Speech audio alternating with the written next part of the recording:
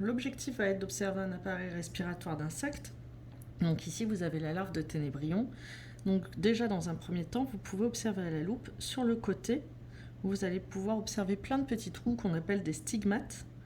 Et ces petits trous vont permettre à l'air de rentrer dans l'insecte. Donc n'hésitez pas à utiliser une loupe binoculaire pour bien voir ces stigmates dans un premier temps.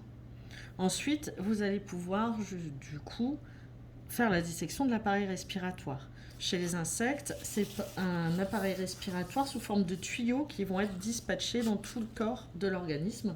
Donc ils partent des stigmates et ils vont ensuite se diffuser dans tout l'insecte. Donc il suffit de couper au niveau de l'extrémité, donc ne coupez pas au niveau de la tête, coupez de l'autre côté.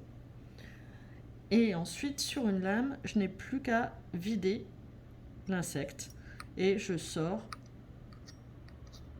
une partie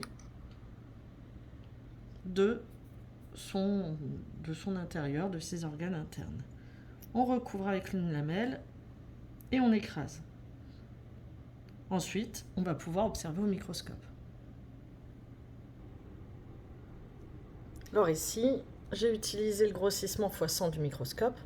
Donc vous pouvez voir ici les trachées qui se divisent en trachées plus petites.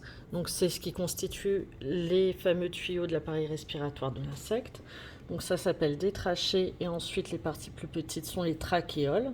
Et dans ce cas-là, l'air va arriver directement au niveau des cellules. Donc là, je suis au grossissement x100, donc au jaune.